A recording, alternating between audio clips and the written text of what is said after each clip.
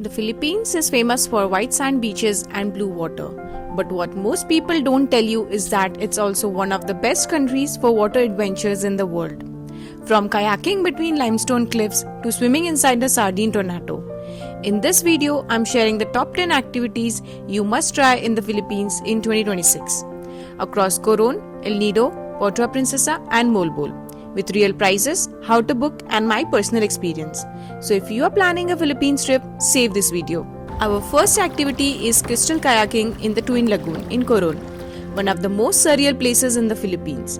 We did this as part of the Super Ultimate Tour and we booked it one day before on spot with Arlene Adventures.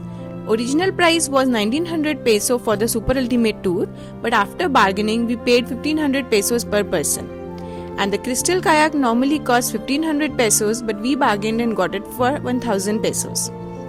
The snorkel rental was 150 pesos for mask and 150 pesos for fins. And each activity in the Philippines require these rentals, so we suggest you buy it from the local market in Coron itself, and it is very budget friendly. So we bought our masks at 400 pesos only from the Coron market, and we bought fins from 1000 pesos. So coming back to the Super Ultimate Tour, the lunch and evening snacks were included, and they even gave us vegetarian food. And for the crystal kayak, we booked it directly on the boat before the tour started. They gave you about 1 hour to kayak, which is more than enough to explore properly. The first patch in the Twin Lagoon was quite small and crowded because all the kayaks started together and tried to reach the main lagoon area. To enter the main lagoon area, you actually have to cross a narrow tunnel, and for that you need to lie flat on the kayak to fit through. The guides were standing there and helped us push and guide the kayak safely through the tunnel, so it wasn't scary at all. And once you cross the tunnel, that's when the real beauty starts. Suddenly, the water turns into the most amazing shades of turquoise and blue, with sunlight reflecting through crystal kayak. You are surrounded by huge lagoons covered with towering limestone cliffs. The second activity we loved was swimming in the Barracuda Lake in Coron as part of the Super Ultimate Tour itself. This was easily one of the most unique places of my life. Barracuda Lake is famous for its underwater limestone cliffs and changing water temperatures, and trust me, you really feel it.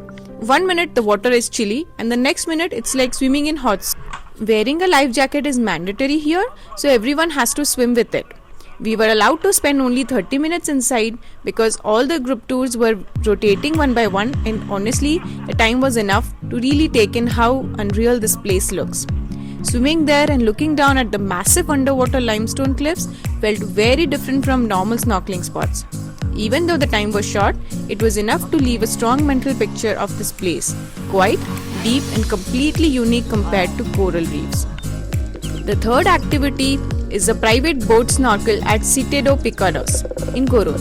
If you want a peaceful snorkel without crowds, take a private boat from the public pier in Coron to Siete Picados. The boat costs only 400 pesos per boat for around 2 hours. We went prepared with our own masks and fins, walked till the pier and just asked a small boat driver to take us to the spot. We boarded a tiny local boat and headed straight to the snorkeling area. There were only a few private boats around and hardly 2 to 4 people snorkeling at that time, so it felt really calm and uncrowded. The marine life here is extremely colorful, and we saw bright corals, lots of colorful fishes and even turtles swimming nearby. The water is not very deep, so even non-swimmers can do it easily with a life jacket. It felt like having our own little private marine park with so much color and life all around us. And if you share it with 4 people, the cost goes to 100 pesos per person only, which is a very good deal. The fourth activity in Coron that we enjoyed was relaxing at the Maquinit hot springs. It was a perfect recovery spot. We rented a scooter from Coron town and drove here using the Google Maps. Entry fee was only 300 pesos per person, and you can stay here as long as you want. The best time to visit this place is during sunset, and don't forget your swimsuit, towel and some drinking water. When we reached the hot spring, the staff first explained the rules. We were supposed to soak in the hot pool for only 10 minutes at a time and then cool off under the cold shower sprinklers right next to it. The place had multiple naturally formed pools, each with a different water temperature, so you could move from warm to hotter depending on what felt comfortable. There was even a small natural waterfall in the middle, which made the whole place look really beautiful and peaceful. Changing rooms and toilets were available, so it was easy to freshen up after swimming all day. Now for the fifth activity, it was our favorite, the 3-day boat expedition from Coron to El Nido. A 3-day boat expedition across remote islands, snorkeling spots and empty beaches. We pre-booked it through Kiluma via Instagram and it cost 18,000 pesos per person, including 2-night stay and all 3 meals every day. They provided masks for free, but you must carry your own fins. The most important thing to carry here is a 30-liter dry bag because everything stays on the boat. You can only carry a small bag to the campsite at night with your essentials. This is a non-negotiable activity if you love being in the ocean. Truly mesmerized by the beauty of Philippines and can say it has the best beaches I have ever seen so far. Now the sixth activity that we loved was snorkeling with turtles as part of a private tour in El Nido. We booked a private tour C in El Nido through Umi Travels one night before the tour and it costed 12,000 pesos for 4 people. A group tour would cost only 1400 pesos per person, but private tour means empty beaches and no rush. So we started our tour early at 7:30 am before all the crowds arrived and covered 4 different spots. The first few places, including the hidden beach and secret beach, were really beautiful for swimming, just enjoying the natural scenery without too many people around. And at the last spot, we were lucky enough to find a turtle and we ended up swimming with it for almost 1 full hour. It was just us in the area, no other boat and no other tourists, which makes the experience feel very special and peaceful. We took our time snorkeling, watching the corals and fishes and didn't feel rushed at all.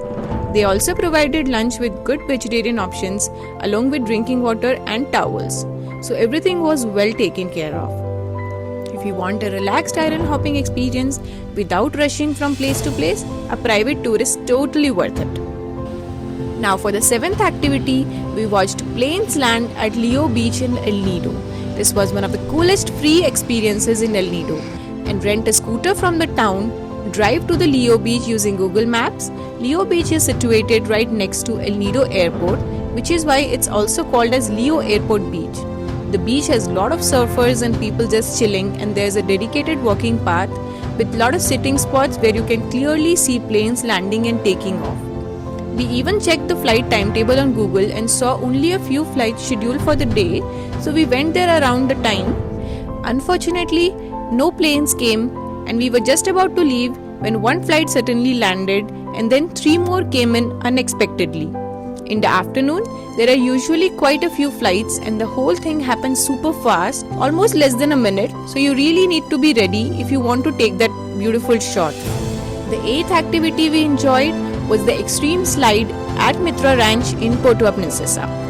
If you are stopping in Puerto Princesa, do this quick thrill activity at the Mitra's Ranch. The extreme slide costs 300 pesos per person.